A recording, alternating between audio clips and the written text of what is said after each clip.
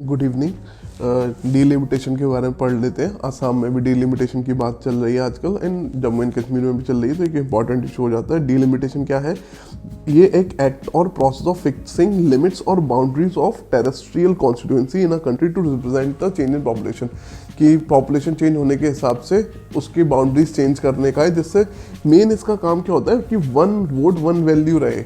मतलब ऐसा नहीं है कि राजस्थान में लोगों की ज़्यादा वैल्यू हो जाए और यूपी में कम हो जाए वोट की वैल्यू, तो ये ऐसा नहीं होना चाहिए, इसलिए लिमिटेशन होना चाहिए।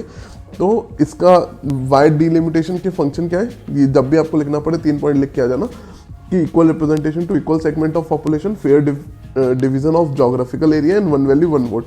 अभी कैसे कैरिड आउट होता है आपको पता है, हर सेंसस के बाद ये डीलिमिटेशन होना होता है। और अगर पार्लियामेंट करेगा तो आर्टिकल 82 के अंदर, अगर स्टेट करेंगी तो आर्टिकल 170 के अंदर। पहला कब हुआ था? 1950-51 में हुआ था, एंड उसके बाद 4 बार हो चुका है, 1952, 63, 73, 2002, एंड जो था 1981 में, 1991 में नहीं हुआ था ये। ठीक है, अब अगला जो होने वाला है वो 2026 में होगा, आपको पता है। तब तक पॉज कर दिया गया था डीलिमिटेशन।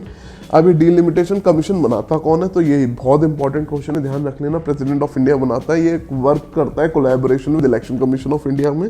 कंपोजिशन क्या होती है? एक रिटायर्ड सुप्रीम कोर्ट जज होते हैं, चीफ इलेक्शन कमिश्नर होते हैं, रेस्पेक्टिव स्टेट इलेक्शन कमिश्नर होते हैं स्टेट के हिसाब से। फंक्शन क्या करता है सबको पता है, ऊपर भी बात हो चुकी है कि डिटरमाइन करता है number and the boundaries of constituencies, identify seats reserve for schedule caste and schedule tribe, and the opinion of majority prevail.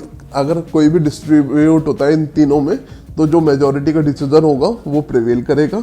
And ये हाई पावर बॉडी है, ये ध्यान रखना, हाई पावर बॉडी है whose order have a force of law and can not be in question. किसी भी court में question में नहीं आ सकती कि डीलिमिटेशन स्कीम में ये चेंज हुए तो आप किसी कोर्ट में PIL वगैरह फाइल कर दो तो वो नहीं हो सकते। प्रॉब्लम क्या है? प्रॉब्लम सबको पता है कि जो जिन स्टेट्स ने अपनी पॉपुलेशन कम करने पे काम किया है, मोस्टली सदर्न स्टेट्स ने, वो कहती हैं कि अगर आप इस तरह से करोगे तो नॉर्थ वालों की वैल्यू बढ़ती जा रही है, एंड हमारे जो पार्लियामेंट में नंबर ऑफ सीट्स फिक्स है। ये 2 मेन प्रॉब्लम है। ठीक है, इसके बाद स्टेप्स क्या लेने हैं कि 2026 जब आएगा तो नेक्स्ट डीलिमिटेशन में पॉपुलेशन का जो वेटेज है 10% की जगह 5% कर देना चाहिए या और कम कर देना चाहिए, जिससे जो नॉर्थ वाली स्टेट है उनको ज़्यादा फायदा ना हो।